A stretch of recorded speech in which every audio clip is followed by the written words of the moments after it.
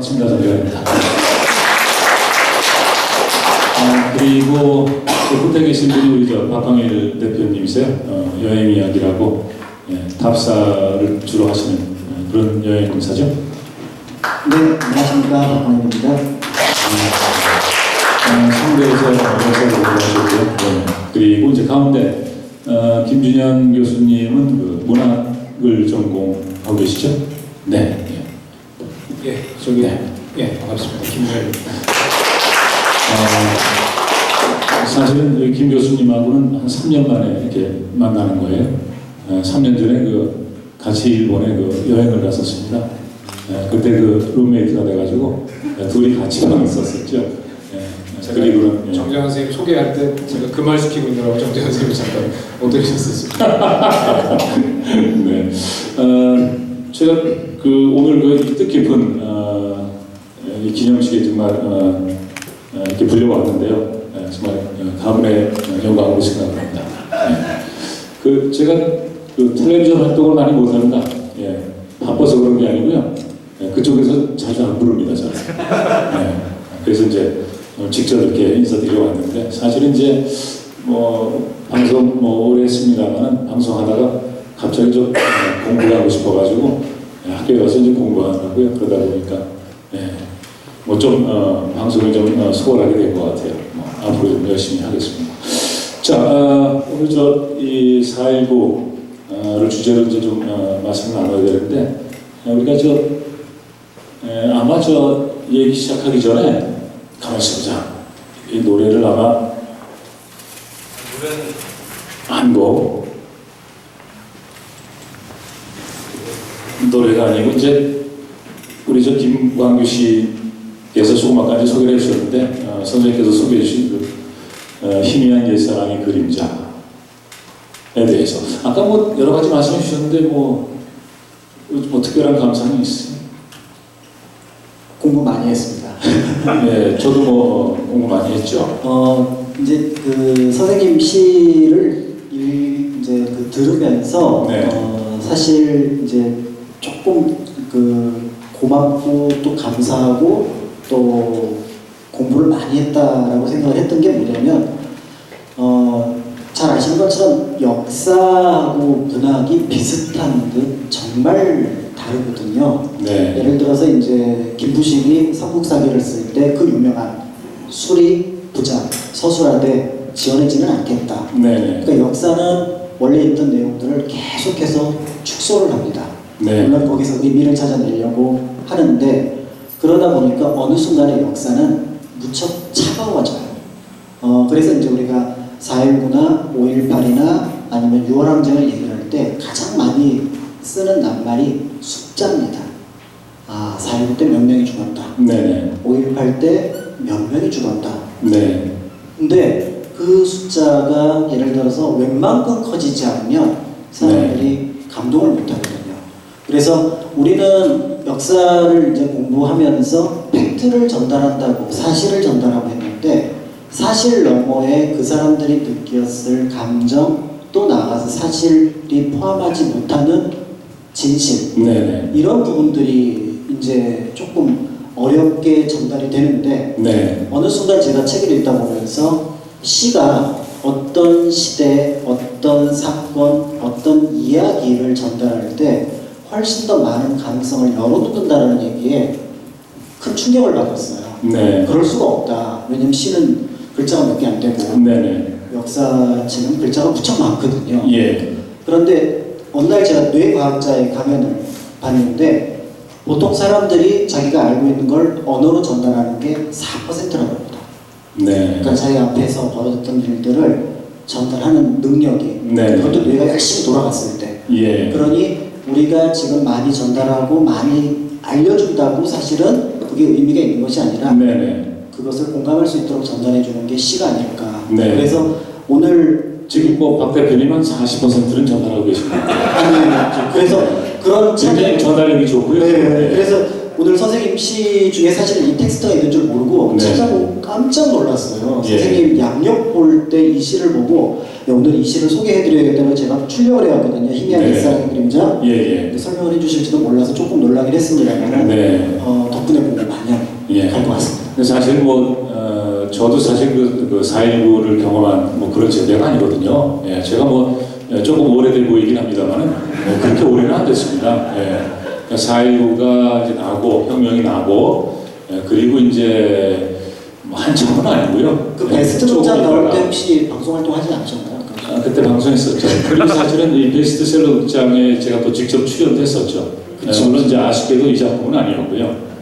희미한 옛사랑의 그림자는 아니었습니다만은.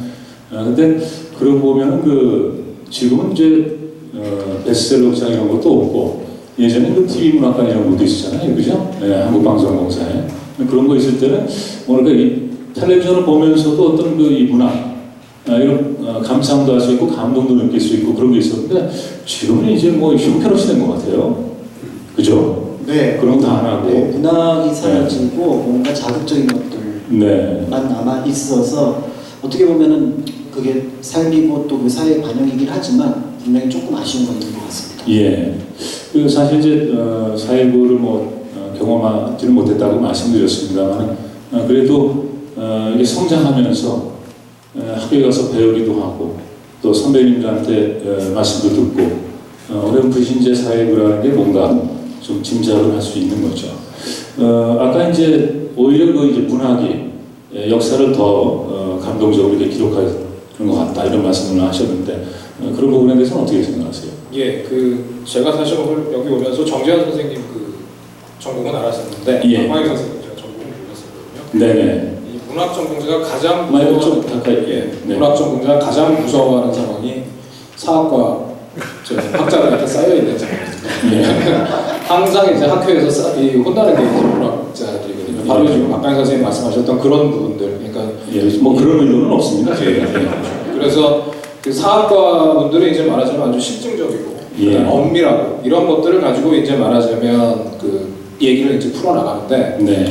우리는 사실은 김광규 선생님 시에서도 나올 수 있는 것처럼 어떻게 보면 이게 그 시대의 증언이거든요. 네. 사실은 문학하는 사람들은 이런 거를 사실은 사료로 삼고 자료로 삼고 이걸 가지고 이제 얘기를 하는데 이걸 얘기하다 보면 이제 말하자면 이 사학과 입장에서는 조금 약간 어떻게 보면 이 준사료의 어떤 저기를 보는 경우가 있죠. 그래서 예. 나쁘게 말하면 사실 준사료인데 준사료가 없으면 사실은 그 당시를 재현할 수가 없습니다. 사료만으로 재현할 수 없죠. 네. 박광일 선생님 말씀하셨던 것처럼 사실 굉장히 차가워지기만 하니까 그리고 살은 없어지고 뼈만 남거든요. 뼈만 남고 이러다 보니까 지금 김광규 선생님이 지금 이 희미한 옛사랑의 그림자에 대해서 말씀드렸죠.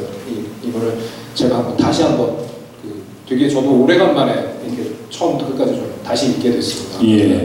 아주 멋지게 낭독도 이루어졌었는데 사실은 오늘 이 4.19를 진행하는 게 이제 57주년 기념이기도 하지만 또 오늘 이제 질문에 보면은 4.19가 오늘 우리에게 질문을 던지는 것, 그 다음에 실제로 그 4.19 세대가 누구인가 이런 것들의 어떤 질문과 연관을 해보면 사실 김광규 선생님이 희미한 옛사랑의 그림자가 어떻게 보면 가장 적절한 그 작품이 아닐까 네. 생각을 좀 하고 있습니다. 왜냐하면 이게 참 아주 재미있게도 1960년대에 있던 얘기부터 시작해가지고 딱 1979년 어떻게 보면 그 박정희 정권 말기 네. 잠깐 말씀하셨지만 그때 이제 그 세대가 느끼는 감정을 그 시점에서 사실 기록을 해주고 계시거든요. 네.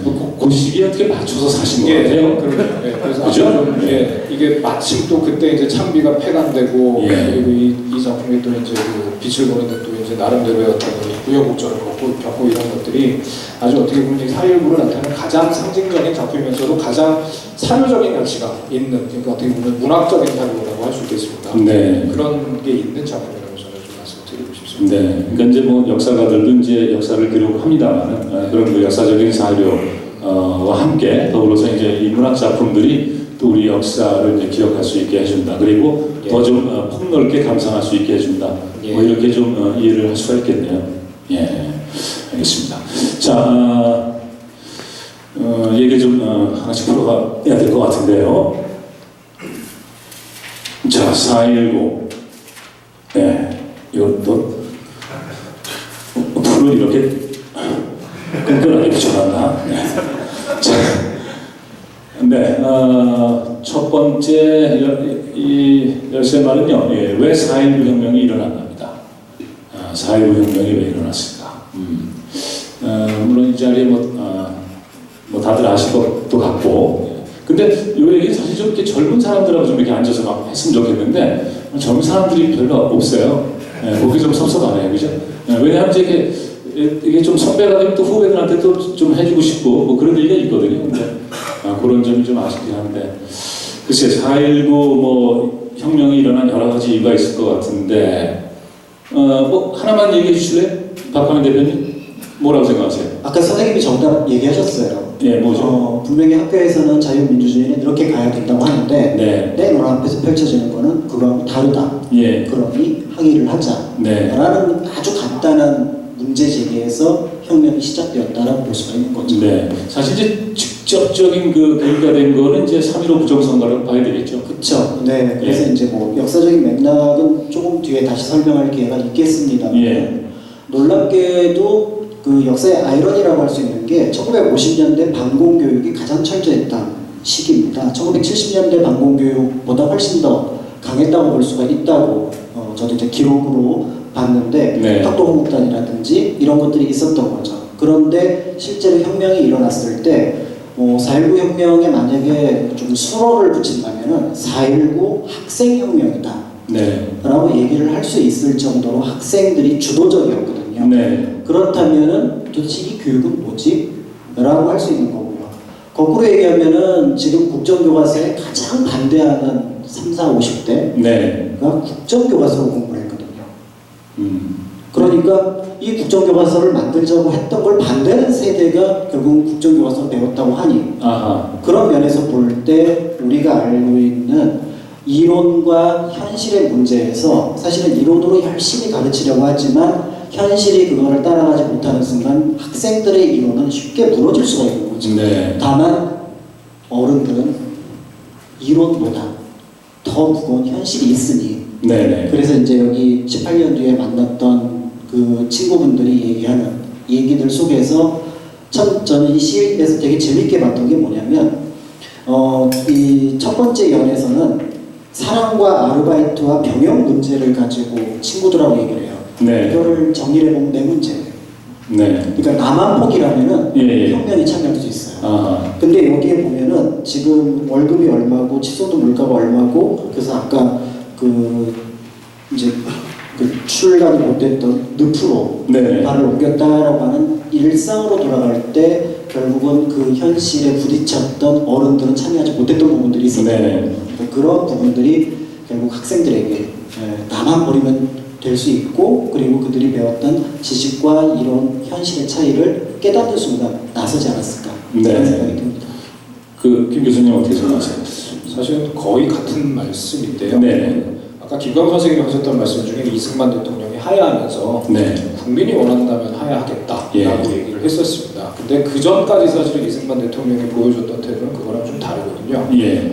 사실은 국민이 원해도 하야하지 않을 것 같은 사람이 이제 네네. 하야하는 것인데 그때 이제 저희가 최근에 제가 본 논문 중에 어떤 게 있냐면 그런 게 있습니다. 그 실제로 1950년대, 60년대 이제 60년대, 70년대 군부 정권 때도 마찬가지입니다. 예. 우리나라에서 이제 액면으로 공포된 헌법, 예. 실제로 작동되는 헌법이 달랐다. 이런 말이 있거든요. 저는 네. 이 말을 좀 최근에 굉장히 좀 인상 깊게 읽은 적이 있습니다. 그게 네. 뭐냐면 실제로 이제 국가보안법에 대한 얘기도 있는데 결국은 우리나라 헌법은 자유민주공화국이다라고 얘기를 하면서 언론과 집회의 자유가 있다. 그리고 어떤 선거나 이런 것도 네. 당연히 공명정당하게 이루어진다. 이런 게 있으면서도 사실은 실제로 작동되는 헌법은 사실 국가보안법이 헌법 역할을 했던 것이죠. 네. 그러다 보니까 국가보안법이 사실은 어떤 이승만 정권이 계속 연장되는 어떤 저기가 되고 네. 정부의 어떤 역할이 되고 이런 과정에서 사실은 학생들이 지금 말씀드린 학생들이 어떤 거기에 대한 어떤 모순을 실제적으로 느끼게 되고 그리고 네. 거기에 대한 어떤 불만의 좀 에너지가 축적되게 되고 그리고 또 일단 그런 어떤 정권의 문제도 있겠습니다만 또 그 여기에 이제 가려져 있는 것 중에 그 얘기도 아마 있을 텐데 제가 네. 살짝 컨닝을 했는데 예. 보면 이제 말하자면 이제 세대의 어떤 주체성이 좀 길러지는 문제가 있습니다. 네. 한글 세대 얘기나 이런 것들하고도 연관이 되면서 결국은 그 액면 헌법과 실제 작동하는 헌법 사이에 괴리가 발생한다는 것을 이제 좀 깨닫고 이거 네. 뭔가 잘못됐다라고 생각하는 어떤 깨달음과 그 에너지가 굉장히 중요하다고 생각하거든요. 네. 저는 그 두 가지가 사실은 좀 맞물려서 이루어졌다고 생각을 하고 네. 그렇기 때문에 결국은 어떤 이 4.19 혁명이 사실은 우리 이 20세기에 거의 유일하게 어떤 주체성이라는 것이 어떤 민중의 국민의 아니면 시민의 주체성이라는 것이 발현됐던 좀 아주 중요한 이벤트 아닙니까? 네. 그런 어떤 주체성이 결국은 좀 강화되게 되는 계기들이 마련되는 것이 아무래도 좀 중요한 어떤 그 계기 중에 하나라고 생각합니다. 네. 그 4.19에 대해서 이제 직접적으로 접근하는 방법은 이제 교과서에 나와 있는 것처럼 2월 28일 날 대구에서 이제 그 자유당 선거 때 유일인데도 불구하고 나오게 한다거나 그 다음에 이제 3.15 부정선거고 그거는 이제 교과서에 나오죠. 4할 미리 투표를 해놓고 네. 개표함을 바꿔치기를 하고 그 다음에 3인조 5인조라서 3명 5명이 들어가서 했던 부분들이 있는데 어쨌든 3.15 부정선거가 사실은 59년부터 이미 준비가 됐었다고 최인규 내무부를 통해서 얘기가 되었습니다. 근데 이 3.15 4.19가 어떻게 보면은 3.15 부정선거가 있었다고 하더라도 사그라질 뻔했던 부분들을 결정적으로 폭발시켰던 거는 마산에서 네네. 4월 11일부터 13일까지 있었던 이 항쟁이거든요. 네. 그런데 이 항쟁을 이제 교과서에서는 어떻게 기록을 하냐면 김주열의 시신이 발견되면서 마산 시민이 크게 분노하고 항의해서 결국 부정선거까지 포함하는 정부에 대한 반대 의견을 펼쳤다라고 얘기가 나와요. 그런데 사실은 이 이면에 이 김주열 사건을 터뜨릴 수 있었던 게 그럼 뭐였을까? 예를 들어 그 전에 이미 3월 15일 발포 사건으로 8명 또는 9명이 죽었거든요. 네. 마산에서만. 예. 그렇다고 한다 그러면은 아니 한 명이 더 죽었다고 그렇게 분노를 할까? 라고 생각을 하는데 그 사건을 폭발시킨 건 사실은 권창주라고 하는 김주열의 어머니였죠. 네. 그러니까 3월 15일 날 시위에서 실종됐다는 얘기를 듣고 남원에서 유학을 왔습니다. 원래 3월 15일 날 마산 상고 입학식 발표가 있어서 그날 이제 그 발표를 봐야 되는데 원래 13일이었는데 또 연기를 했거든요. 선거 이전이니까 위험하다고. 네. 그래서 이제 했는데 아이가 실종됐으니까 이제 할머니도 모르고 그러니까 사진을 들고 그 마산 시내를 다 다닌 거죠. 우리 아이 봤습니까? 네. 여기서 이제 학교를 다녀야 될 아이고 하니까 뭐 가지고 다닐 수 있는 게 뭐냐면 사진 한 장밖에 없는 거예요. 네. 중학교 때 사진. 그러니까 그거를 한 달 동안 아침부터 저녁까지 해가 뜨면 해가 질 때까지 마산을 보는데 그게 서울도 아니고 네. 마산이니 마산 분들이 그 권창주 여사를 몇 번씩 봤을 거예요. 네. 처음에는 무심하게 지나쳤겠지만 일주일이 지나고 2주일이 지나고 또 한 달쯤 지났을 때 그 아이는 권창주 여사의 아이가 아니라 마산의 아이가 된 거죠. 네. 그리고 4월 11일 날 아침에 첫 차로 결국은 이 어머니가 아들을 찾지 못하고 남원에 첫 차를 타고 출발합니다. 예. 근데 그날 정오 무렵에 항해에서 시체 하나가 떠오르는데 그 아이가 김주열인 거죠. 네. 이 혁명에서 가장 중요했던 건 공감이었던 것 같아요. 네. 그러니까 마산 분들은 이게 그냥 한 학생이 죽은 게 아니고 그러니까 100명, 200명의 숫자가 중요한 게 아니라 그 아이가 내 아이 같고 네. 내 아이 같은 애가 그렇게 참혹한 모습으로 등장을 했으니 이거는 이 정부는 도저히 용납할 수 없다. 네. 사실 그게 서울에서 똑같이 벌어졌던 게 4월 18일 날 고대생들이 종로 4가에서 두들겨 맞았을 때 쟤네들이 누군데 어떻게 키운 자식들인데 라고 하면서 4월 19일 이후에 시민들이 조금 더 동참할 수 있는 네. 그런 어떤 계기들이 만들어졌던 거니까 그런 면에서 볼 때 혁명의 기제 속에서 여러 가지 메커니즘 뭐 부정이라든지 정의감이라든지 이런 것들도 있겠지만 가장 중요했던 거는 이 혁명은 공감. 네.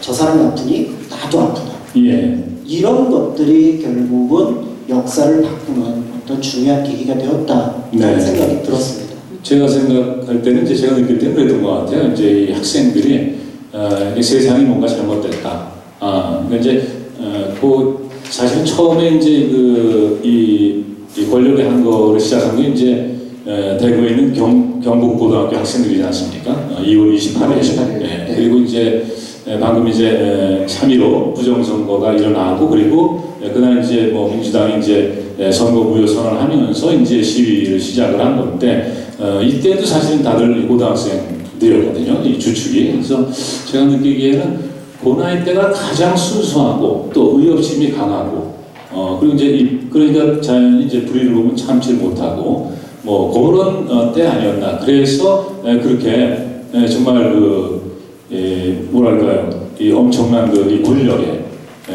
대항해서 투쟁을 할 수 있지 않았나. 근데 저는 이승만 대통령이 그 대통령을 너무 오래 했어요. 뭐 잘 아시겠습니다만 너무 오래 했고 그분이 그러니까 이제 48년에 대통령이 됐잖아요. 그리고는 이제 48년에 대통령 될 때는 국회에서 국회의원들이 이제 간접 선거를 해서 뽑았습니다. 그렇게 이제 대통령이 됐는데 52년에 이제 대통령 선거 또 해야 되는 거죠. 근데 이렇게 이승만 대통령이 보니까 국회의원들이 자기를 좀 싫어해요. 왜냐하면 전쟁 때 이제 또 자기가 먼저 그 대전으로 피난도 가고 그러지 않았습니까? 서울 시민들한테 거짓말하고 뭐 여러 가지 사건이 많았는데 어쨌든 그래서 이제 보니까 국회의원들이 뽑아줄 것 같지는 않거든요. 그래서 이제 헌법을 바꾸는 거죠. 헌법을 이제 이 권력을 동원해서 이제 바꿉니다. 그래가지고 이제 직접 선거, 국민들이 투표를 하게 하는 거죠. 그러니까 그때까지는 국민들은 잘 몰랐나 봐요. 이승만 대통령이 어떤 분인지 잘 몰랐고 국회의원들은 이제 눈치를 챘는데 그래가지고 이제 투표를 해보니까 이제 또 당선이 되신 거죠. 그럼 이제 두 번 한 거죠.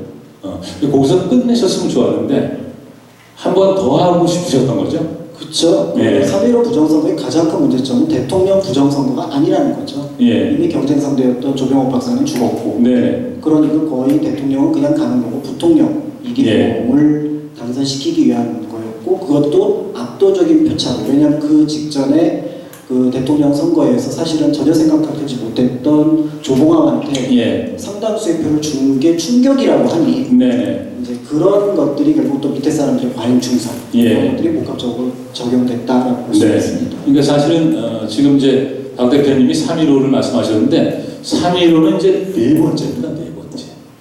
그러니까 이제 세 번째는 뭐냐면요.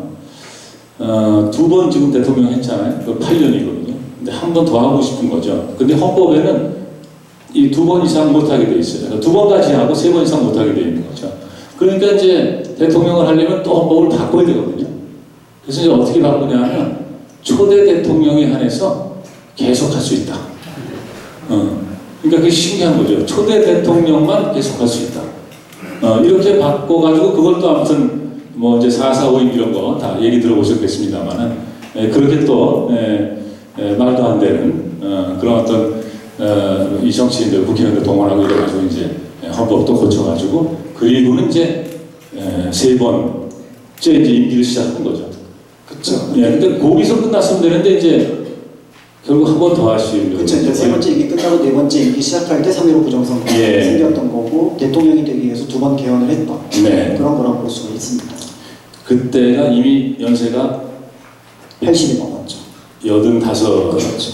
신가? 그러니까 이제 대통령의 부재를 예. 부통령이 이어갈 거라는 생각으로 부통령도 자유당에서 나와야 된다라고 했던 네. 거죠. 그러니까 이제 우리가 참 이승만 대통령 12년인가요? 13년인가요? 48년부터 60년까지. 네, 아무튼.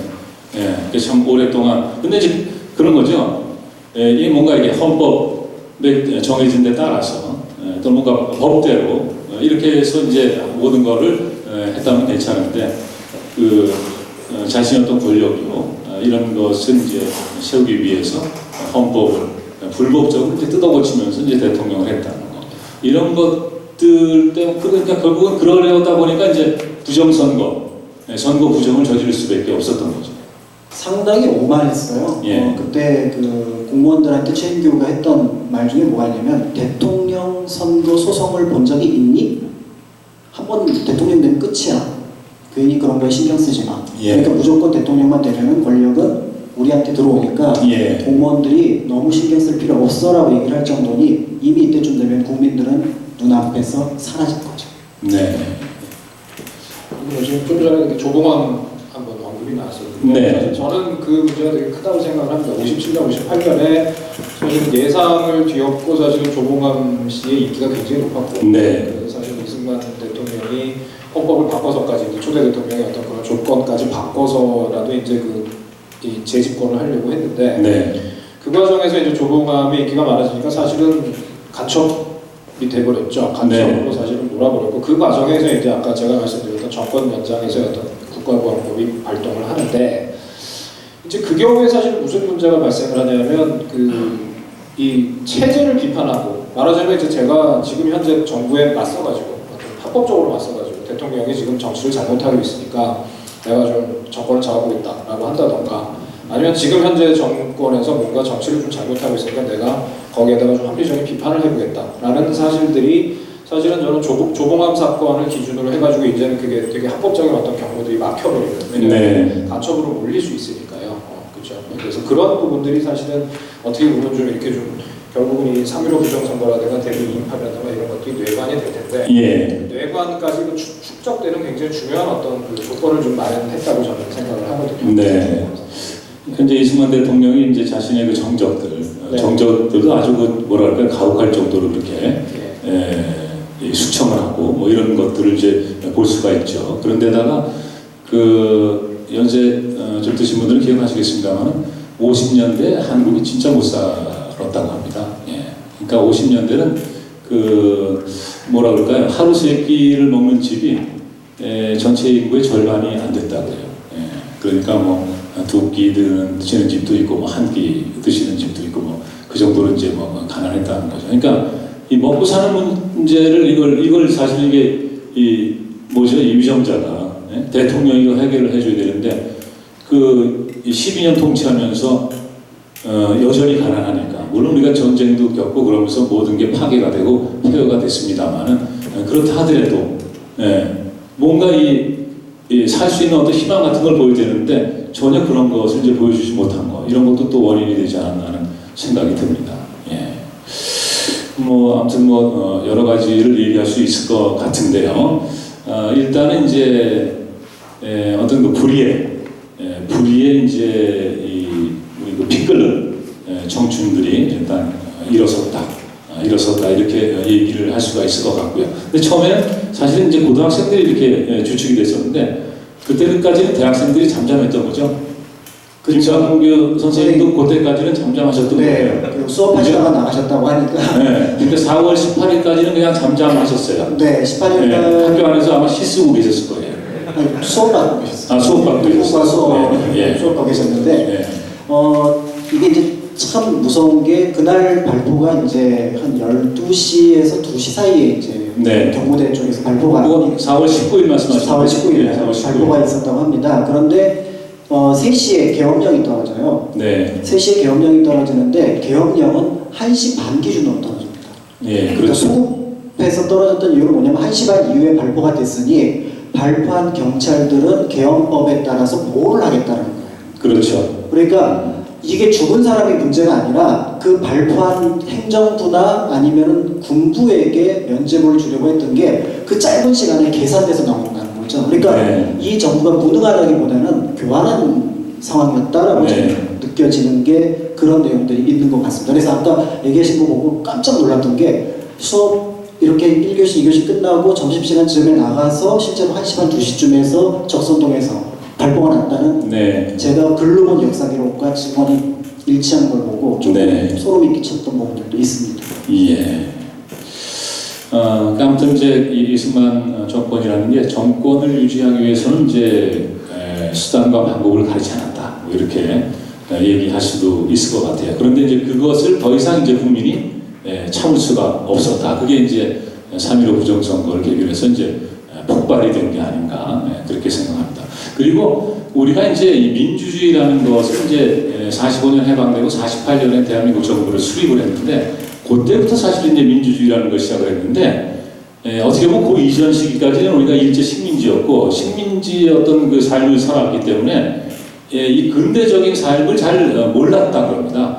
그래서 이제 48년 그때부터 어떤 근대적인 어떤 그런 삶, 그렇죠? 이런 것을 이제 어떻게 보면 학습하고 배우기 시작한 건데 그러다 보니까 이승만 대통령은 미국에서 공부하고 오신 분이잖아요. 그러니까 누구보다도 사실은 그 당시에는 서구식 그런 민주주의 이런 거를 잘 아실 법한 분인데 이분이 사실은 그 민주주의를 맨 앞장서서 어떻게 보면 이 훼손하고 유리를 하시지 않았나. 근데 그거는 이제 10년 지나서 이제 어떻게 보면 우리가 이제 그걸 깨닫게 되지 않았나. 이제 그런 점들이 다 이렇게 맞물려서 어떤 그 4월 혁명으로 이렇게 이제 우리 사회가 이제 변혁의 길로 가려고 움직였던 게 아닌가 그렇게 생각을 합니다. 근데 이제 물론 이제 처음에는 이 선거 부정선거를 비판하고 이를테면 이제 발포 누가 국민을 향해서 총을 쏘게 했느냐, 이 발포 책임자를 처벌하라, 이런 것들이 요구였지만은 이게 4.19 때, 이때 이제 국민들이 어떤 바라던 이런 것들이 있을 거예요, 분명히. 네, 이 지금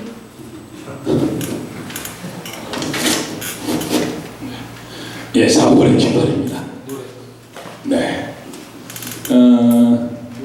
그러니까 처음에 예, 이 노래예요. 이거 노래 거. 아 그래 노래입니까? 네, 맞습니다. 아 그래 잠깐만요. 제가 좀 확인 좀 하겠습니다. 노래를 듣고 가야 될 것 같아요. 저기 빈티지 프랭키죠? 지금 노래 하는 거 맞아요 순서가? 네, 맞는 것 같습니다. 죄송합니다. 너무 오랫동안 기다리게 했습니다. 죄송해요. 노래 한 곡 듣고 예, 그리고 이제 그럼 또 계속 얘기할게요. 네, 안녕하세요. 저희는 밴드 빈티지 플랭크입니다. 4월의 깃발 들려드릴 건데요. 굉장히 힘차고 저희가 감당하기는 되게 무게감이 있는 노래더라고요. 그래서 이 무게를 어떻게 견뎌냈을까 생각을 하지만 그래도 최대한 열심히 연습해서 들려드리도록 하겠습니다. 4월의 깃발 들려드리겠습니다.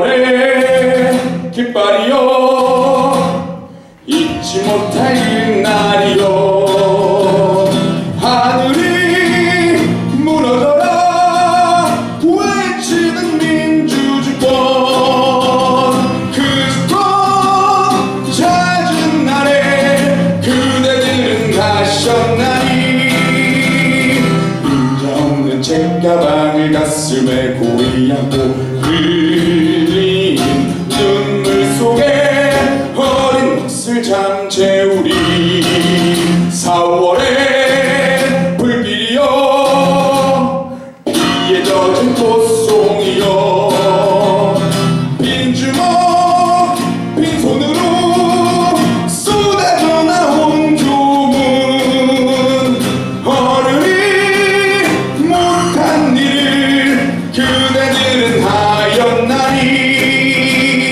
민주의 새 터져는 조석된 어린 영혼 조국의 분만에서 고이 잠드소서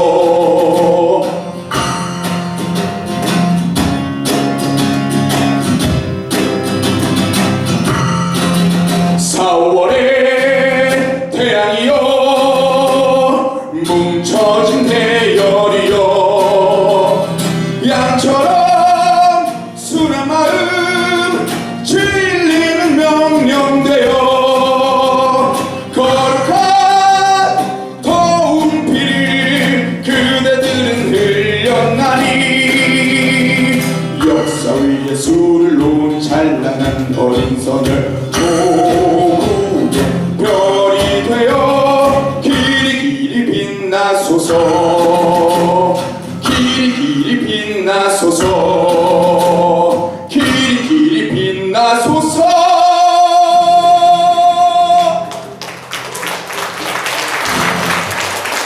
네, 밴드 빈티지 프랭키 4월의 깃발이었습니다.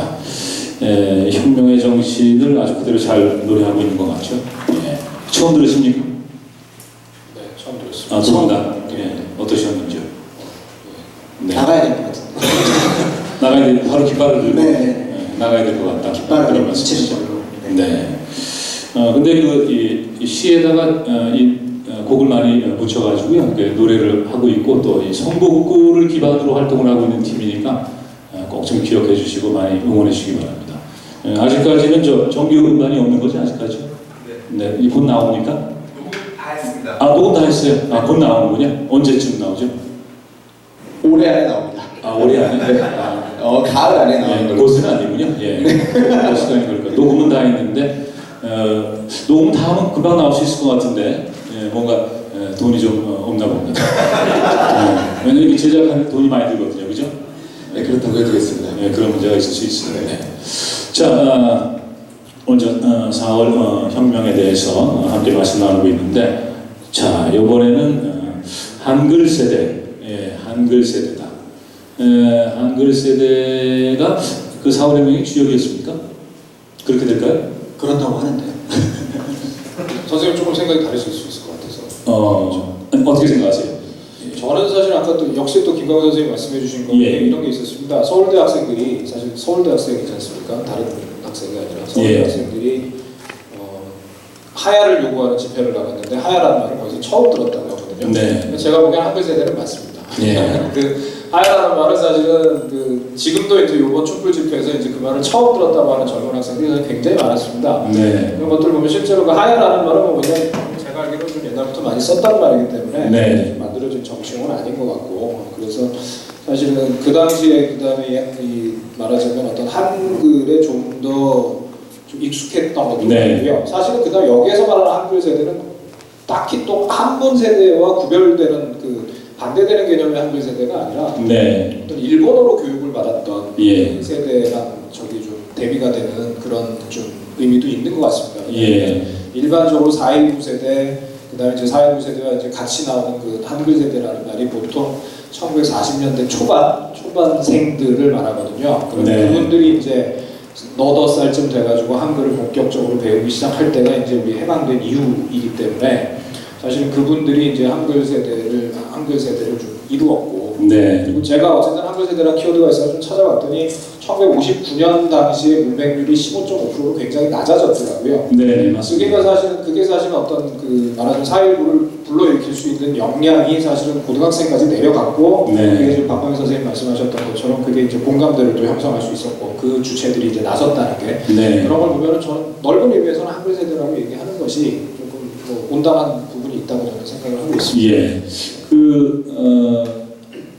이 45년에 해방이 됐을 때요. 여러분 좀 상상이 안 되시겠습니다만 우리나라 문맹률이 한 75%가 넘었다고 합니다. 그러니까 80% 가까이는 이제 글을 모르는 거죠. 예. 그러니까 이제 10명 있으면은 2명밖에 이제 글을 읽을 수 없는 겁니다. 8명은 이제 옛날에 뭐 까막눈이다 이런 얘기 했는데 문맹인 거죠.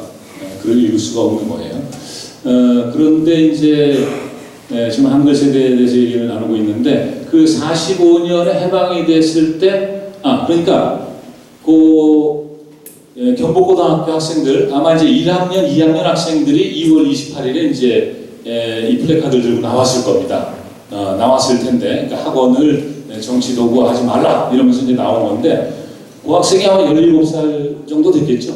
그럼 이 학생들이 아마 45년에 해방됐을 때는 아마 2살, 3살 이렇게 아마 어린 아기였을 겁니다. 근데 이제 요 세대가 이제 50년 이후에 이제 그때 옛날에는 이제 국민학교였습니다만 이제 요즘에 초등학교죠. 초등학교를 다니고 중학교를 다니고 그러면서 이제 한글로 교육을 받고 근대적인 어떤 지식을 이제 이렇게 습득할 수 있는 그런 세대였다고 저는 생각을 해요. 그렇기 때문에 이 청춘들이 젊지만 뭔가 기성세대와는 다른 그런 또 어떤 그 근대적인 사고, 민주시민이라는 게 어떤 건가, 어떻게 살아야 되는 건가 이런 것을 어렴풋이 느끼고 있지 않았을까. 그래서 또 이런 게 가능하지 않았을까 하는 생각도 하거든요. 그러니까 한글 세대로 한글 자체로 이제 한정을 할 수도 있을 것 같습니다만은 그러니까 한국이 일제강점기와 6.25를 거치면서 어떻게 보면은 부정적인 유산만 남은 게 아니라 약간의 긍정적인 유산이 남았는데 그게 뭐냐면 귀족이 사라진다는 거예요. 네, 귀족이 사라졌다. 네. 어떤 나라도 대부분 지금 보면 유럽 웬만한 나라들은 아직도 왕국이고요. 네. 일본만 하더라도 화족이라는 게 있고, 그러니까 사회주의 혁명을 겪은 나라를 제외하고는 웬만한 상층부가 그러니까 구체제에서 근대체제로도 그대로 들어오는데 한국은 이게 완벽하게 무너집니다. 네. 지주 그룹들이 있었지만 1950년에 있었던 토지개혁으로 또 대부분 또 어떻게 보면 기득권을 상실했고 네. 그런 면에서 볼 때 일단 이들이 그렇다면 주변 사람들하고 경쟁할 수 있는 게 뭘까? 교육밖에 없다는 거죠. 네. 그러니까 이제 교육에 대한 관점이 다른 나라에서는 일을 하는 게 더 나으니까 너는 공부하지 말고 일을 해라고 얘기를 하지만 조금이라도 관심 있는 부모들은 그래도 아들 하나는 공부를 시키고 네. 다른 형제들은 일을 하더라도 함으로써 결국은 지식의 확산이 가능해지는 사회적인 분위기가 50년대, 60년대 만들어졌고 또 그것에 대한 욕구가 상당히 강함으로써 50년대, 60년대 의학들이 있게 되면서 결국은 그 뒤에 60년대, 70년대의 경제 성장의 기본적인 네. 그 기술자 또는 과학자 또는 정책가 집단들이 만들어지게 되는데 그런 면에서 볼 때 4월 혁명이 그 과도기에 네. 있었던 것이 아닐까라는 생각을 하게 되고 그럼으로써 학생들이 거기에서 중심 역할을 할 수 있었다라는 생각이 또 들기도 합니다. 네. 한편으로 이제 그런 생각도 들어요. 이때 60년에 이제 4월 혁명 때 맨 앞에 나가서 이제 투쟁했던 우리 이제 고등학생들 그리고 나중에 이제 대학생들이 같이 참여를 하게 됩니다만은 그러니까 이제 이들이 이제 어떻게 보면 한글 세대 어떻게 보면 제일 그 1세대가 되는 그런 층이 아닌가 하는 생각이 들거든요. 예. 그래서 이분들이 이제 어떤 정치적으로도 이제 사고가 이제 깨기 시작하고 또 우리가 이제 그런 얘기 많이 하죠. 사실 50년대 우리가 못 살았다는 얘기 했는데 이 보릿고개를 넘는 게 굉장히 힘들었다는 말씀들을 많이 했다 그래요. 아마 나이 드신 분들 기억을 하실 겁니다. 근데 이제 그 보릿고개를 넘게 해준 게 이를테면 이제 박정희 대통령 때다 뭐 이렇게 얘기하면서 이제 그분의 업적을 뭐 기리는 그런 분들도 계십니다만은 제가 볼 때는 뭐 위정자 한 사람이 뭐 지도력을 발휘해서 뭐 가능할 수도 있겠지만 그거보다는 바로 이 4월 혁명을 이끌었던 이런 한글 세대들이 그러니까 이 청춘들은 사실은 어떻게 보면 교육을 받을 수 있는 환경이 있었던 거죠. 근데 이제 그 비슷한 또래 여전히 중학교나 이렇게 고등학교 진학을 못하는 그런 그 친구가 많았거든요. 그러니까 초등학교 그 당시에 그 국민학교 졸업하면 바로 이제 어디 뭐 공장에 가서 일을 해야 된다거나 밭에 나가서 일을 해야 된다거나 이런 상황이었던 거죠. 저도 정확한 통계는 모르겠습니다. 예. 그 당시에 4.19 당시에 고등학교를 진학할 수 있는 사람 숫자는 그렇게 많지 않았을 겁니다. 네. 교육 수준이 사실 굉장히 높은 편이었고, 예. 그래서 사실은 그 고등학생들이 제일 먼저 나가서 두드려 맞기가 제일 많이 두드려 맞았는데, 네. 대학생들이 좀 그거를 전유를 했죠. 그래서 지금 고려대학교가 이제 저도 몇 군데 나왔습니다. 4월 18일 날 이제 우리가 처음 나왔다라고 해서 좀 자랑스러웠던 적이 네네. 그거보다도 훨씬 더 먼저 나왔거든요. 근데 그때 고등학생을 지금 고등학생이랑 또 똑같은 존재로 보는 건 좀 문제가 있을 것 같고, 예. 훨씬 사실은 그 교육 수준이 그 당시로 봤을 때 굉장히 높았고, 네. 정신연령도 사실은 좀 높았고, 그런 사람들이 사실은 한글 세대를 좀 구성하고 있었던 게 아닌가. 네. 예. 그래서 이제 제가 드리던 말씀을 조금만 더 계속하면 뭐냐면 이런 거죠. 학교에 갈 수 없었던, 지나갈 수 없었던 그런 분들은 이제 일터로 나간 건데 국민학교만 졸업을 해도 이런 글을 읽을 수 있단 말이죠. 아주 뭐 어려운 거는 참 파악하기 쉽지 않겠지만은 예를 들어서 공장에 가서 뭐 작업 지시서를 본다든가 농사를 짓는데 뭐 퇴비는 이렇게 만들어서 뭐 언제 줘라 이런 거 이런 거 기본적인 어떤 문서들을 다 읽을 수 있었다는 겁니다. 그리고 예를 들면 공장장이 뭐 이건 이렇게 저건 저렇게 이렇게 지시라면은 이 말귀를 알아들었다는 거죠. 그래서 그 당시에 뭐 국민학교가 어렵게 나왔지만은 바로 사회 나가서 뭐 공장이든 어디든 가서 일을 할 수 있는 그런 준비가 돼 있었다는 겁니다. 그러니까 이제 혁명의 주역이 됐던 그 학생들은 이제 학교에서 그렇게 이제 학교 문을 박차고 나와서 이제 투쟁을 한 거지만 또 학교에 있지 않고 이제 일터에 있던 그 또래 그 청년들은 또 그 나름대로 또 그 산업연분이죠. 쉽게 얘기하면 우리 경제를 일으키기 위해서 그렇게 일을 많이 했다, 애를 썼다. 그래서 아까 이제 제가 말씀드린 게 이 보릿고개 이걸 이제 넘기가 참 힘들다 이런 시기에서 벗어날 수 있었다는 거, 그 공을 지도자 한 사람한테 돌리는 것보다는 이 전반적인 한글 세대 그때 다들 현장에서 일하신 분들, 땀 흘리신 분들, 고생하신 분들한테 돌리는 게 맞지 않나 그렇게 이제 생각을 합니다. 근데 이제 이게 4.19 혁명이 4월 18일에 이제 고대생들이 이제 학교 문을 박차고 나왔고, 그래서 이제 지금의 세종로 이쪽이죠. 뭐 여기에서 이제 시위를 하고 그러다가 돌아가다가 이제 깡패들한테 습격을 당한단 말이죠.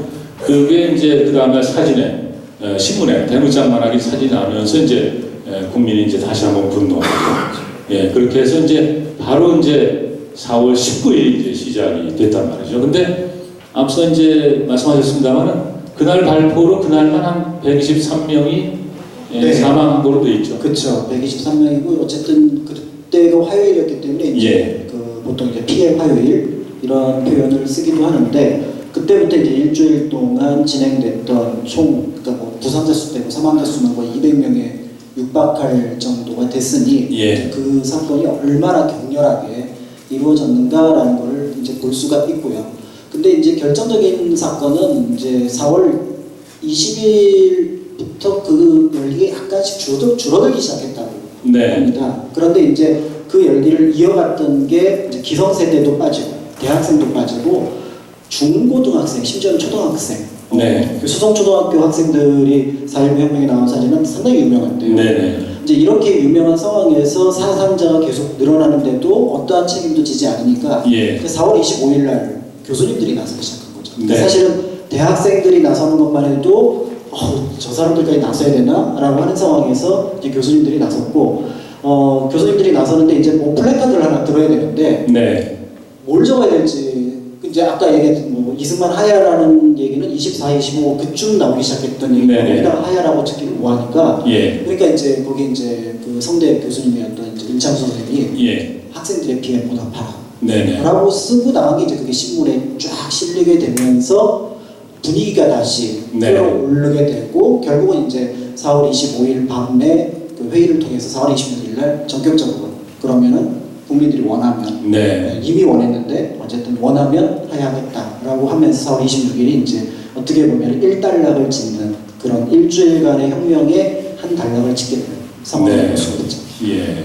근데 이제 교수님들이 그 뭐 선언문만 작성을 한 게 아니고 거리를 실제로 나섰죠. 거리를 나가서 네. 시위를 하신 거죠. 그렇죠. 예. 그러면서 이제 대통령 물러가라. 네. 라고 이제 분명히 이제 외쳤다. 하야라는 말이 24, 예. 25일부터 나오기 시작했다라고 예. 알려져 있습니다. 예.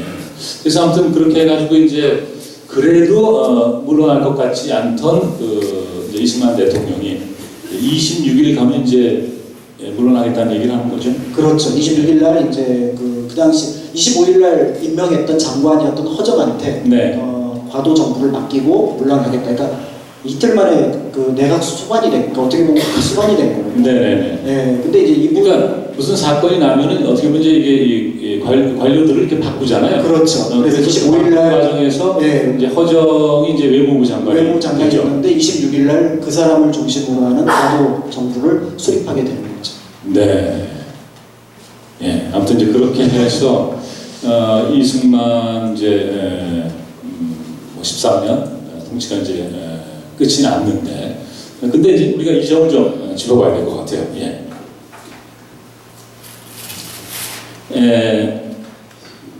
그렇게 이제 많은 시민들이, 학생들이 이제 피를 흘리면서 투쟁을 해서 이제 이 땅에서 13년간 민주주의 헌법을 유린했던 통치자를 하야시키고 그렇게 이제 해서 이제 뭔가 이제 새로 시작할 수 있는 뭐 이런 상황을 만든 건데, 근데 이제 그 다음 상황이 사실은 뭐 학생들이 뭐 정치를 직접 한 것도 아니고 말이죠. 이 어떤 이 4.19 이 혁명의 주체는 이제 분명히 학생 또 시민들인데 여전히 이제 정치는 또 정치인들이 이제 하게 되는 이런 상황이 된단 말이죠. 그러다 보니까 이제 이게 혁명의 주체가 빠진 그런 어떤 변형 이런 점에서 이게 혁명을 완수하지 못했고 그러니까 이제 미완의 혁명이 아니냐 뭐 이런 얘기를 많이 하시거든요. 네, 저도 그렇게 배웠는데 네. 요즘 생각이 많이 바뀌었습니다. 아 예. 완성된 혁명이 가능할까? 라는 생각을 하게 되는 거죠. 네. 왜냐하면 그 1879년에 프랑스 대혁명이 일어나서 그것이 끝이 났다고 하는 게 100년 정도가 지났는데 겨우 앙시앵 이제 그 구체제가 무너졌다라고 얘기를 하지만 네. 그리고 이제 그때 이제 우리가 알고 있는 자유평등 박애라는 이념이 생겼다고 하지만 과연 지금 프랑스에 자유평등 박애가 있느냐 아니면 다시 혁명을 해야 되는 거거든요. 네. 그런데 더 나아가서 아까 그 김광규 선생님 얘기하셨지만 이 4.19는 우발적으로 일어난 사건이에요. 어떤 의미에서 보면 네네. 그러니까 그 우발적이었으니까 혁명 주체도 없는 상황이었고 네. 그런 상황에서 이 혁명에 대해서 어떻게 결론을 냈으면 좋겠다라고 얘기하는 것 자체가 4.19 혁명의 본질을 네. 터뜨릴 가능성이 있다는 거죠. 아, 그러니까 4.19 혁명은 미완의 혁명이 아니라 그냥 혁명입니다. 네. 다만 거기서 우리가 경험했던 게 하나가 뭐냐면 우리는 투표라는 대의민주주의를 통해서 권력자를 뽑았죠. 왕이 공화정을 통해서. 그런데 그 권력자가 우리가 국민 소환제가 있으면 제일 좋겠는데 네. 국민 소환제가 제대로 작동하지 않는 상황에서 우리는 권력자를 헌법 가치에 어긋났다는 이유로 끌어내렸다는 거죠. 네. 이 경험이 한번 하게 되면, 예. 그러니까 제가 공부법은 잘 모르는데 1등하는 공부법 또는 이기는 버릇이라는 것이 있다고 얘기를 하더라고요. 네. 한번 이겨보거나 한번 1등을 해본 아이는 자신감이 생겨서 또다시 그 도전을 할 수 있는 게 생기는데 결국은 4.19 혁명의 최대 과제는 최대 성과는 4월 26일 날 이승만 대통령이 하야를 했고 네. 국민들의 뜻이었고 헌법 가치를 위반하는 지도자는 물러날 수 있다는 것을 보여준 것. 네. 그런 의미에서 저는 그냥 혁명이다. 아하. 다만 이제 미완의 혁명이라는 것은 정치사적인 면에서 그 이제 뭐 장면 정부라든지 민주당 정부라든지 네. 이런 것들을 심지어는 1년 뒤에 일어났던 5.16 군사 쿠데타까지 연결해서 바라보는 건데 예. 그거는 또 별도의 사건으로 보는 것이 저는 적당하다라는 생각을 합니다. 네. 거의 김 교수님. 전적으로 동의를 하는데요. 네. 사실 원래 혁명은 되게 혼란스럽습니다. 그리고 혁명은 사실 지금 말씀하신 것처럼 그 원래 모든 혁명이 다 미완으로 남을 수밖에 없다는 것에 저는 전적으로 동의를 합니다. 그래서 지금 프랑스 혁명 예도 들어주셨는데 네. 사실은 혁명이 이루어진 다음에 이제 이승만 대통령이 하야를 했을 때 당연히 버틸 수 있었습니다. 만약에 버텼다면 거기에 대한 명분은 혼란이 온다였겠죠. 그러니까 결국은 혁명이 일어나가지고 어떤 집권 세력이 물러난다면 거기에서 혼란이 오는 건 당연하고요. 그거는 어떤 혁명을 일으켰던 혹은 혁명을 완수했던 어떤 사회가 짊어져야 될 어떻게 보면 당연한 어떤 비용이라고 저는 생각을 하는데 이제 그 이후에 이제 쿠데타를 일으키는 박정희 대통령이 네네. 취임사를 하면서 취임사라든가 뭐 쿠데타 요지라든가 이런 걸 설명하면서 얘기했던 게 뭐냐면 장면 정부의 무능과 그다음에 이제 용공 세력의 출현과 이런 네. 것들을 얘기해서 이 혁명 때문에 당연하게 올 수밖에 없는 혼란을 굉장히 어떤 부정적인 혼란, 원래는 와서는 안 될 혼란처럼 사실은 좀 호도를 합니다. 네. 그게 사실 굉장히 중요한 것이고 그렇기 때문에 미만의 정부라는 말 자체가 어떻게 보면 그런 어떤 혁명의 어떤 이 주체성의 문제라든가 지금 말씀하셨던 어떤 승리의 경험이라든가 이런 네. 것들이 굉장히 좀 왜곡되고 사실은 어떻게 보면 지금도 마찬가지 아닙니까? 지금도 사실 촛불혁명이 있다가 뭐 얘기가 나오겠습니다. 촛불혁명 때문에 우리가 지금 대통령 선거를 부랴부랴 해야 되고 여기에 대해서 어쨌든 권력의 공백 상태가 이루어지고 외교 관계에서 현안들이 쌓이고 이런 문제들이 발생을 하고 있습니다만 네. 이런 것들을 우리가 대가로서 지불을 하면서 이런 것들을 완수해 나가는 거거든요. 네. 저는 사실 미만의 혁명이라는 말 자체에 대해서도 우리가 조금 이제는 좀 반성적으로 볼 필요가 있지 않을까 네. 생각을 하고 있습니다. 예, 그 이제 뭐 미완의 혁명이다. 예를 들면 혁명의 어떤 목적을 달성하지 못했다. 이런 그 당시의 어떤 상황, 이것만 갖고 판단할 수 없다. 이런 그렇죠. 말씀이신 것 그러니까 이제 같아요. 4.19 혁명의 문제가 아니라 민주당 정부의 문제인 거고요. 예. 제1공화국의 문제인 거고 그 다음에 사실은 제1공화국이 문제가 있다라는 것 자체가 쿠데타로 인해서 또 한 번 제가 보기에는 약간 더 강해진 면이 있다는 생각이 듭니다. 소급되는 거라고. 네, 그렇다고 네. 볼 수가 있는 거죠. 그래서 제가 보기에는 장면 정부의 가장 큰 문제점은 쿠데타를 진압하지 못한 거예요. 네. 왜냐하면 3,600명밖에 되지 않는 쿠데타 군인들에 대한 정보가 이미 장도영 참모총장을 통해서 여러 번 들어왔고 심지어는 그 장면 총리 같은 경우는 알고 있었고 더 네. 나아가서 그날 쿠데타가 일어나던 날 윤보선 대통령은 용인하는 것처럼 모습을 보여줬단 말이죠. 오히려 그 대통령은 윤보선 대통령이. 그렇죠. 네. 윤보선 대통령 같은 경우는 그런 의미에서 보면은 오히려 거기에 대해서 다급했던 거는 미국 대사예요.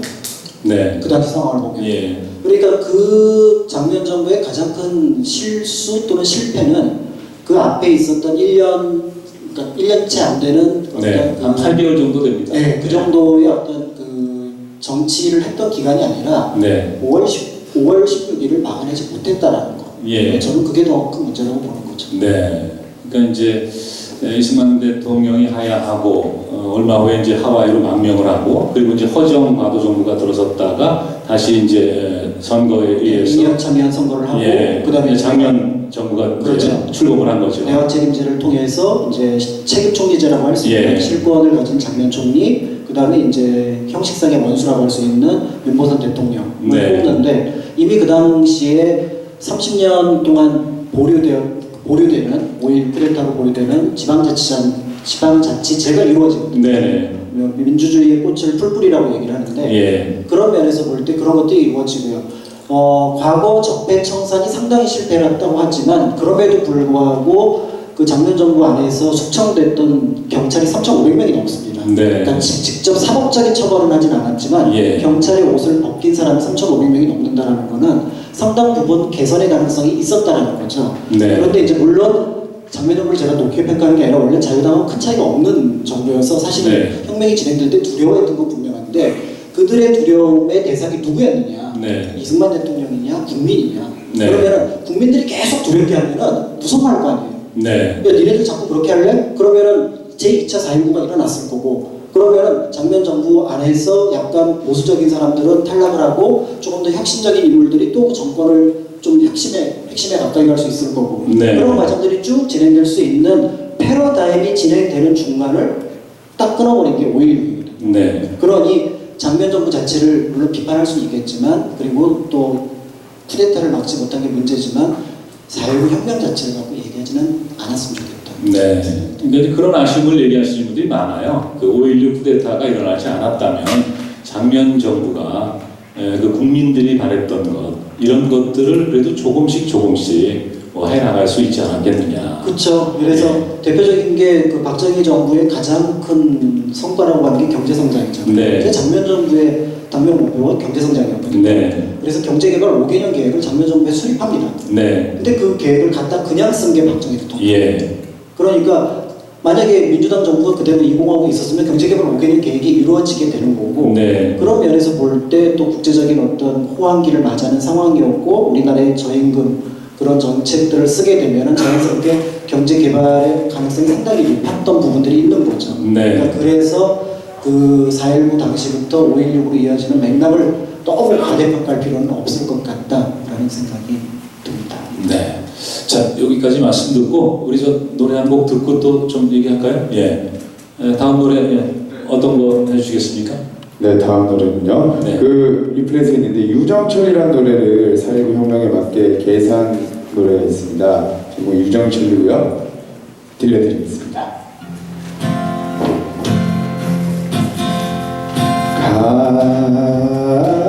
가련다 떠내려온다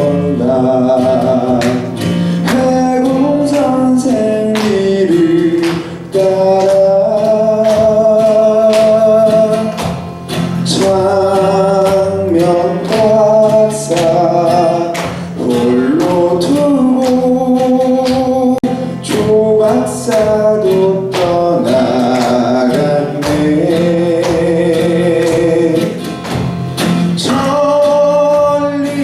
천리만이 타국 땅에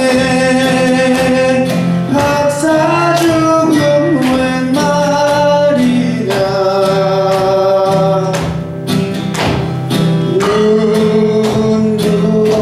눈두어리 신문 들고 백성들이 울고 있네.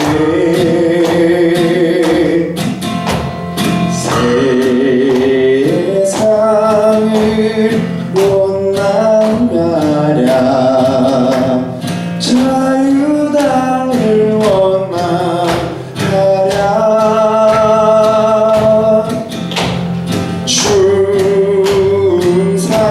춘삼월 15일에 조기 선거 웬 말이냐. 가도 끝이 없네.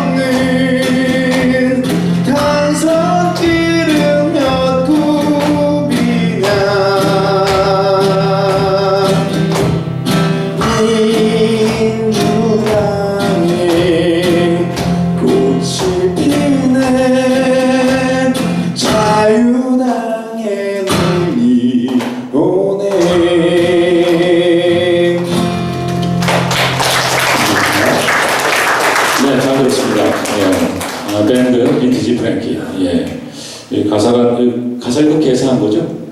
예. 네. 이제 제가 재밌- 아니고요. 예, 들으셨겠지만 재밌네요. 예. 해공 선생 뒤를 따라 장면 박사 홀로 두고 조 박사도 떠나갔네. 예, 이거 아시겠죠? 무슨 얘기인지. 네, 이게 이 젊은 사람들은 몰라야겠네, 그죠? 예, 해공 이제 신입 이익기 선생님. 56년, 1956년 그 대통령 선거 때 이제 이승만의 최대 라이벌이었죠. 근데 그때 신익희 선생의 인기가 대단했다고 합니다. 그런데 그 유세 도중에 그 기차 안에서 심장마비로 돌아가셨다 그래요. 그래서 갑자기 이제 이 대통령은 이 상대가 없어져 버린 겁니다. 예, 이 선거를 하다가 갑자기 그래서 당선된 것도 있는 거죠, 사실은. 예. 그리고 그 다음에 이제 조 박사도 떠나갔네. 이건 이제 60년 3월 15일 선거 때 이제 조병옥 씨가 이제 저쪽 후보로 나왔단 말이죠. 근데 이분도 몸이 아팠어요. 그래서 미국에 병 치료하러 갔다가 2월 달인가 2월 15일인가 돌아가셨을 거예요. 그러니까 이때도 이승만 대통령 혼자서 그냥 후보가 돼서 선거를 치른 거죠. 아무튼 이상하게 어떻게 그렇게 보면 운도 좋은 분이에요, 그죠? 어떻게 그럴 수가 있어요? 그렇죠.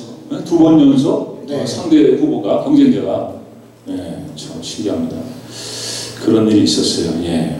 자, 이번에 4.19와 문학인데, 오늘 사실은 참 뭐랄까 오늘 김광규 선생님 시도 듣고 감상을 하고 또 말씀도 들었습니다만은 이렇게 이제 문학 속에도 이렇게 4.19가 많이 이제 이렇게 역사의 기록으로 남아 있죠. 예. 근데 김광규 선생님 작품 말고 또 많이 있지 않겠습니까? 예, 맞습니다.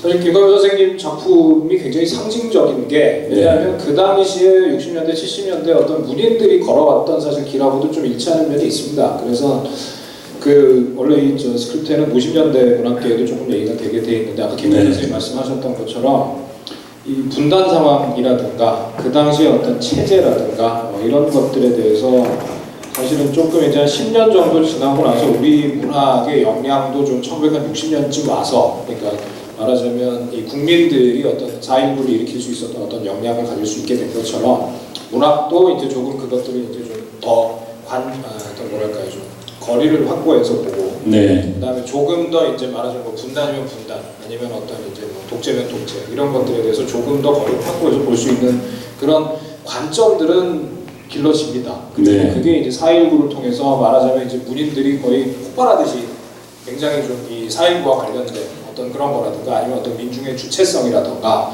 이런 문제들을 많이 쓰는데 문제는 뭐냐면 지금 미완의 혁명 문제가 있지 않습니까? 네. 그 과정에서 5.16 정부가 들어오고 5.16 정부가 본격적으로 검열을 강화한 걸 이제 한 63년, 64년 요 정도로 봅니다. 네. 문학계에서는 문학 연구계에서는 그렇게 도 63년, 64년 이후에는 이미 말하자면 어떤 그런 혁명에 대한 어떤 긍정적인 에너지를 문학적으로 그린다던가 아니면 정말 어떤 혁명의 꿈을 꾼다든가 다시 한번 재차적인 어떤 혁명의 꿈을 꾼다든가 이런 것들이 사실은 좀 굉장히 힘들어지죠.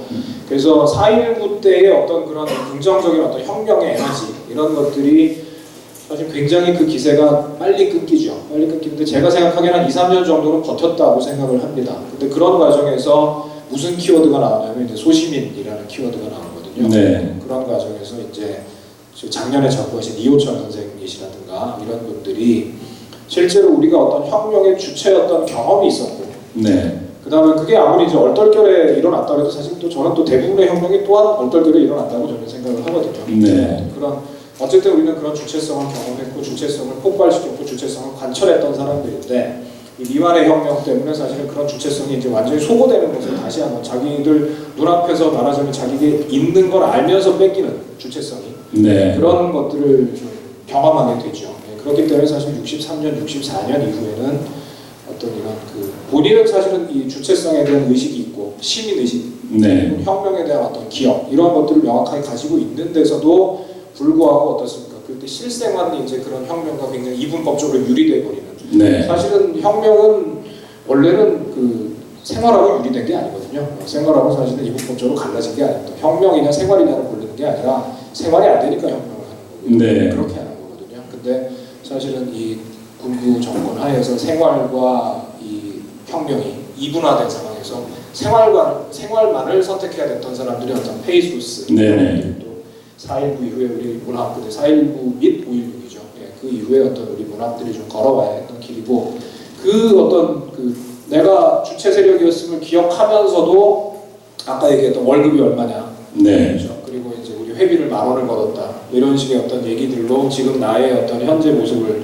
봐야 되는 상황들, 이런 것들이 사실 우리가 계속 그 60년대, 70년대 어떤 문인들이 겪었던 상황이면서 또 어떤 문학 작품에 그려졌던 어떤 아주 그 전형적인 상황 혹은 일반적인 상황이었다고 할 수가 있을 것 같습니다. 그래서 예, 네. 이 정도 좀 했습니다. 그러니까 이제 저는 뭐 문학 쪽은 잘 모릅니다만은 그 4.19 혁명으로 인해서 어떻게 보면은 이제 문인들도 뭔가 이 자신들의 어떤 그 뜻을 그대로 이제 표현할 수 있는 네. 그런 어떤 공간이 마련됐다고 볼 수가 있는 거겠죠. 네, 그렇습니다. 그래서 네. 최인훈의 광장을 가지고 이제 어떻게 보면 4.19의 산물이다 네. 하거든요.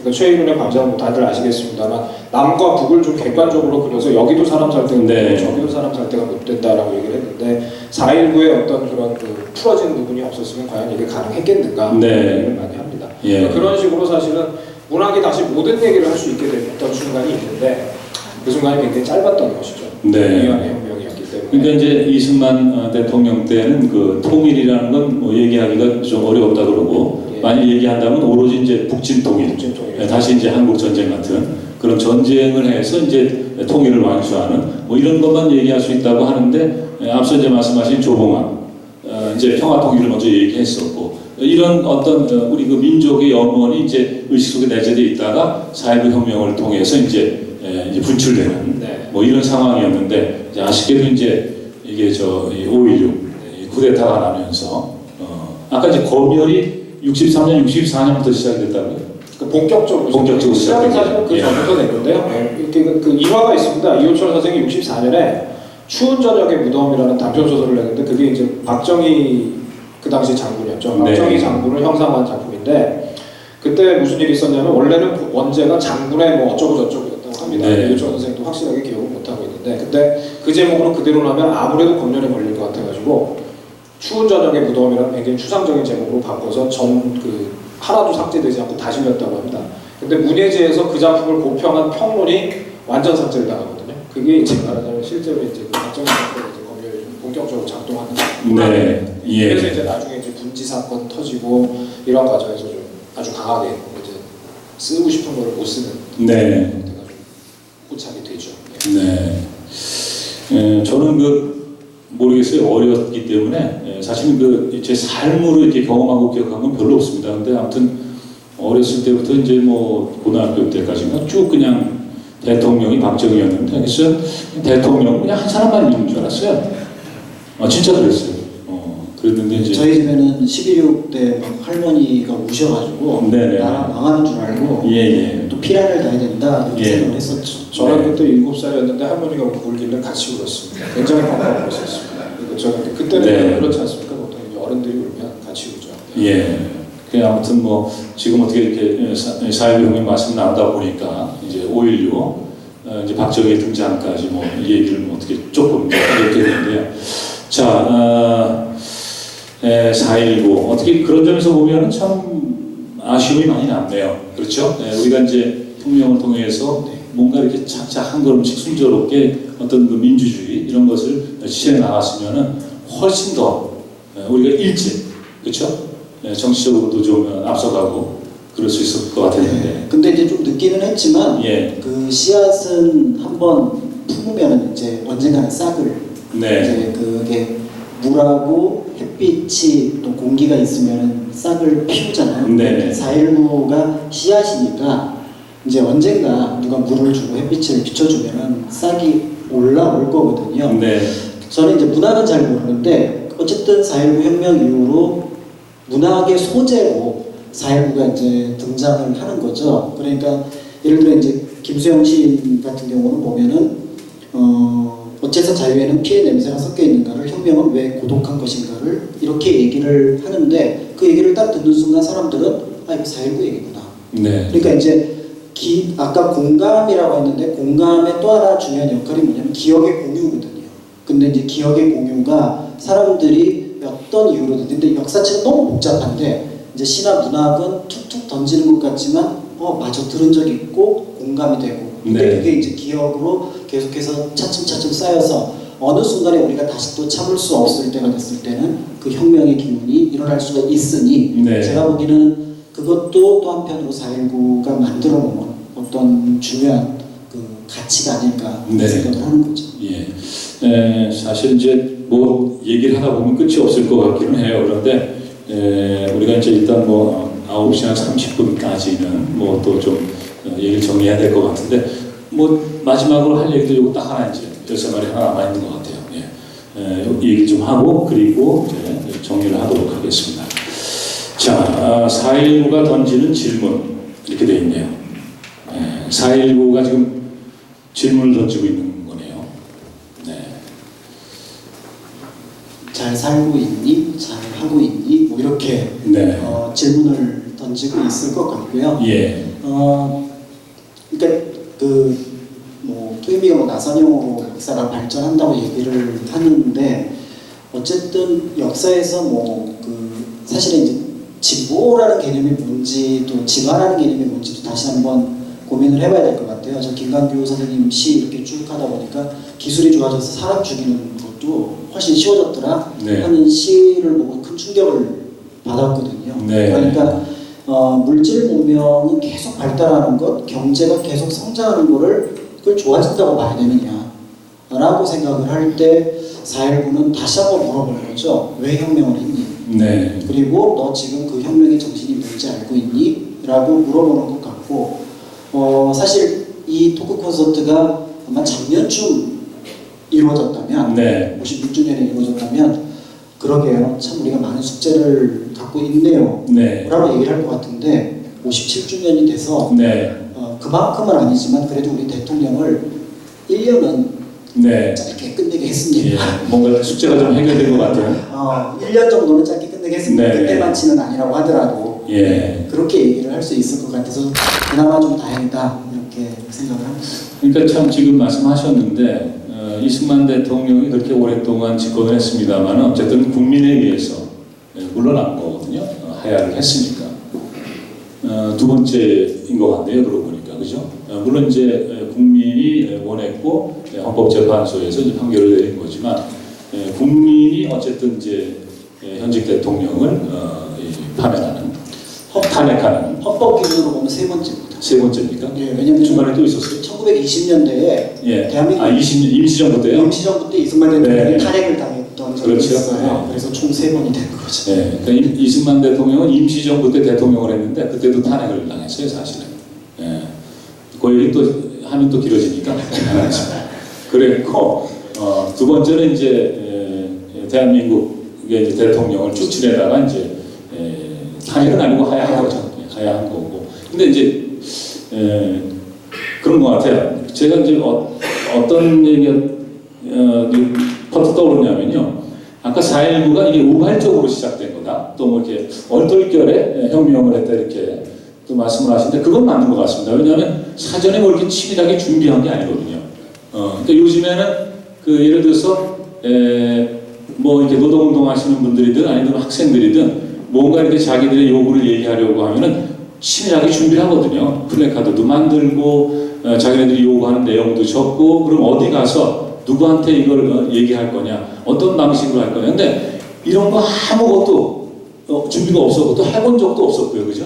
그런데 그런 것 같아요. 그렇게 시작을 했지만 그 4.19 혁명이라는 게 4.5 혁명이라는 게 이 젊은 학생들이 혁명의 주체가 돼서 이 사회를 바꾸려고 했던 그 시작이었고 그 힘이 이제 이를테면은 우리 이제 5.16 쿠데타 얘기를 했습니다만은 나중에 이제 6월 항쟁. 예, 박정희가 사실은 총 맞아서 시해당하기 전에 부마 항쟁이 또 일지 않습니까? 그때 또 학생들하고 많은 시민들이 거리에 나왔었잖아요. 그러니까 이런 어떤 민주화를 요구하는 어떤 그런 밑바탕이랄까? 그런 어떤 이 바닥에 흐르는 어떤 정신 이것을 우리에게 주지 않았나 하는 그런 생각이 들어요. 네, 그래서 제가 원래 학교 다닐 때 시를 무척 싫어했거든요. 왜냐면 맨날 직유법, 환유법, 대유법 이거 하느라고 예. 뭐 이런 거 하느라고 너무 힘들어가지고 그리고 산문은 외우라는 얘기를 안 하는데 네. 시는 다 외우라고 하니까 그거 못 외우면 집을 못 갔어요. 그래서 되게 싫어했는데 최근에 이제 시에 대한 생각이 아까 말씀드린 것처럼 조금 달라졌고 오늘 오면서 몇 가지를 찾아봤는데 역사가 놓치고 있는 거를 시는 이미 봤구나라고 생각했던 게 있습니다. 신동엽 시인이 너무 유명한 시인데 네. 껍데기는 가라 4월도 알맹이만 남고 껍데기는 가라 동학년 곰나루에 그 아우성만 살고 껍데기는 가라. 네. 사실은 4.19하고 1894년의 동학농민운동을 이어서 생각한다는 거는 네. 역사학자의 눈에는 전혀 보이지 않는 거죠. 네. 근데 사람을 봤던 시인은 1894년도 못 살겠다고 아우성이었고 네. 1960년도 못 살겠다고 아우성이었고 1987년도 못 살겠다고 아우성이었고 그 다음에 2017년 아이들이 눈앞에서 죽어가는데 구하지 못하는 것에 대한 아우성. 네. 그러니까 그 속에는 사람답게 사람이 존중될 수 있는 그런 것들이 있어야 되는데 네. 그것을 할 수 있는 현 지구상에 있는 가장 강력한 존재는 국가인데 네. 국가가 그거를 오히려 더 망가뜨리고 구하지 못한다고 하니 사실은 아까 우발적이라고 얘기를 했지만 본연의 마음에서 그것들이 늘 저것들은 저렇게 해야 된다라고 하는 부분들의 네. 기대감이 무너졌을 때 아마 폭발하지 않는가라는 생각을 했던 거죠. 네. 김 교수님도 예. 지금 그 사실은 이 4.19가 지금처럼 이제 이 기시감으로 다가와서 네. 지금 현재를 어떻게 보면 반영하고 있다라고 하는 시기가 드물 것 같습니다. 우리 삶에 있어서. 저는 이제 그 키워드를 아까도 얘기했던 어떤 시민이 정말 주체로서 설 수 있었던 어떤 그런 경험이라고 생각을 하는데요. 사실 우리도 이제 조기 대선을 치르면서 네. 어떻게 보면 어떤 정당들보다도 우리 시민이라는 사실은 우리 이번 조기 대선도 굉장히 우발적으로 시작됐습니다. 누군가의 테이블릿이라든가 아니면 누군가의 어떤 학사부정이라든가 이런 것들로부터 시작됐고 이대생들로부터 시작됐고 실제 엄밀히 말하면 그 출발점으로 봤을 때는 그러다가 이제 말하자면 산불조가 번진 건데 네. 그러니까 여기에서도 역시 혼란스러움이 있고 그 다음에 우발성이 있습니다만 그래도 어쨌든 시민이 주체로서 우뚝 서는 어떤 그런 경험을 다시 한번 겪게 됐다는 것이고요. 그런 과정에서 봤을 때 지금 우리가 현 시대를 살고 있는 과정에서 4.19가 사실 우리한테 주는 교훈이 되게 많습니다. 가령 예를 들어서 아주 굉장히 우습게 전유될 수 있는 거죠. 누군가에 의해서 정말 이 4.19의 우리 지금 현재 혁명의 어떤 이 범위가 의미가 축소되고 네. 우리가 지금 현재 겪고 있는 어떤 혼란이라는 것이 굉장히 부정적인 혼란인 것처럼 자연스러운 혼란이 아니라 부정적인 혼란인 것으로 호도되고 그리고 가령 뭐 예를 들면 아까 그 박광희 선생님이 말씀하셨던 것처럼 장면 정부가 만약에 쿠데타를 당하지 않았으면 장면 정부가 못했으면 장면 정부도 그때 국민들의 어떤 혼이 다시 나가지고 제2의 사회라든가 이런 걸 바꾸면서 국민들이 뜻하는 대로 갈 수 있었을 거다. 네. 말씀하셨는데 저는 그 말이 되게 중요한 말이라고 생각하거든요. 그럼 우리도 마찬가지입니다. 우리 지금 현재를 살고 있는 우리도 가장 먼저 이제 광화문에 나갔었고 시민들이 그렇죠. 그런 것을 가지고 이제 정당들이 말하자면 지금도 여전히 우리나라는 양대 정당 체제 아닙니까? 지금 이제 좀 많이 좀 흩어졌습니다만 어쨌든 그런 상황에서 지금 그 말하자면 그 대통령을 배출하지 않았던 지금 이제 새로 대통령을 배출하게 되는 정당도 여전히 어떤 주체로서의 국민들의 어떤 명령에 따라야 하고 눈치를 봐야 하고 그리고 다시 이제 그 사람들을 만족시키지 않으면 다시 또 어떤 그런 비슷한 항쟁에 혹은 혁명에 대면해야 되는 어떤 그런 것들을 계속 유지를 해 나가는 것이 네. 사실은 이 4.19가 우리한테 좀 굉장히 중요한 교육이라고 생각을 합니다. 결국 주체성을 계속 어떻게든 가지고 있을 수 있을 것인가 이런 네. 계속 부분을 가지고 있고 주체성을 가지고 있는다는 것은 계속 혼란을 갖고 있는다는 것을 의미합니다. 네. 내가 혼란스럽지만 그래도 나는 주체로 서겠다라는 것이 어떤 지금 현재 우리 살고 있는 그 대선 조기 대선을 맞이하는 시민들한테 가장 중요하게 줄 수 있는 교육이 아닐까. 네. 뭐 역사를 잊은 민족에게 이제 미래가 없다 이런 얘기를 합니다만은 뭐 4.19 혁명 또 4월 혁명 뭐 잊은 분들도 없겠습니다만은 뭐 잊을 수는 없는 거고요. 실제 이제 우리가 우리 어떤 얼 속에 이 4월 혁명의 정신이 있기 때문에 87년에 이제 6월 항쟁을 통해서 민주화도 이제 이룰 수 있었고 물론 이제 그 이후로는 좀 특별한 뭐 그런 게 없었습니다, 그렇죠?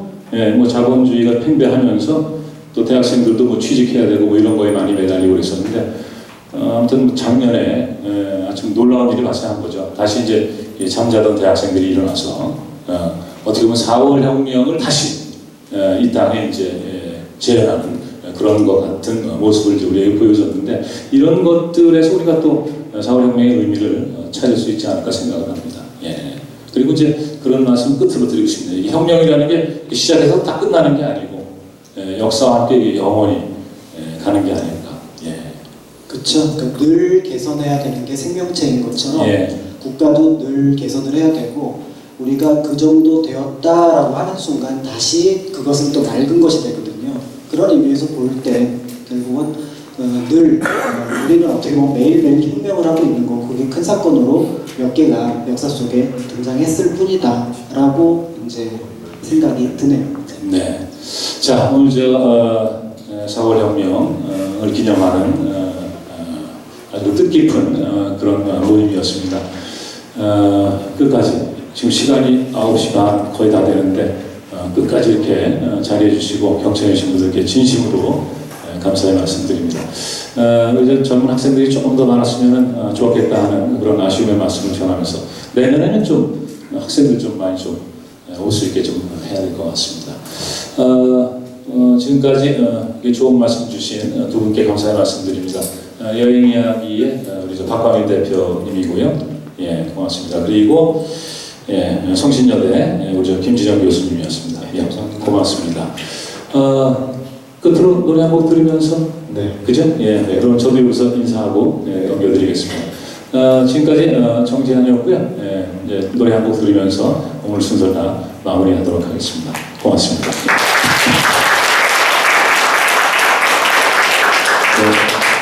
오늘 저희 곡입니다.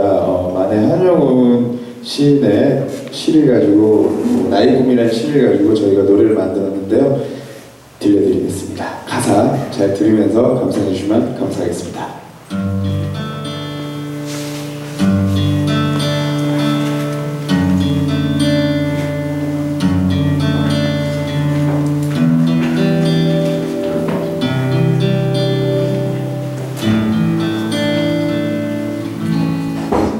당신이 맑은 새벽에 나무 그늘 사이에서 산보할 때에 나의 꿈이 작은 별이 되어서 당신의 머리 위를 지키고 있을게요. 당신이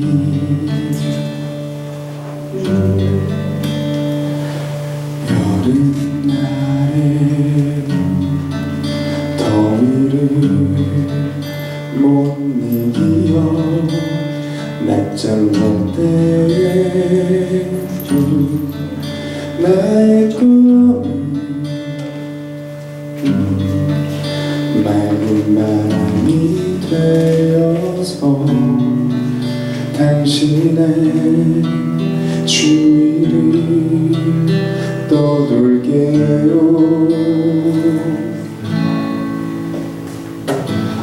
당신의 맑은 새벽에 당신의 맑은 여름날에 나의 꿈은 작은 별 되어서 나의 꿈은 맑은 바람이 되어서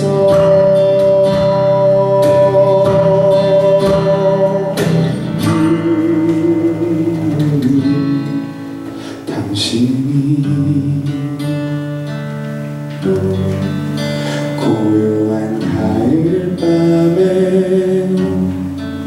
그윽히 앉아 그를 볼 때에 나의 꿈은 귀뚜라미가 되어서 책상 밑에 귀뚤귀뚤 울게요.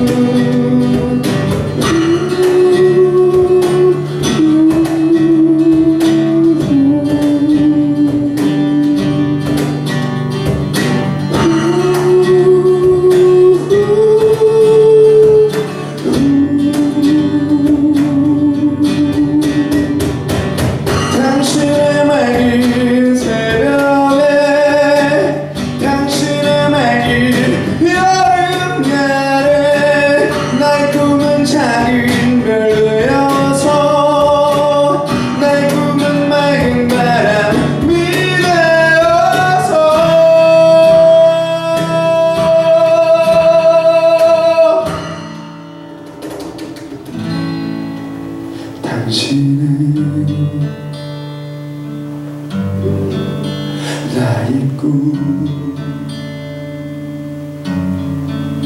당신은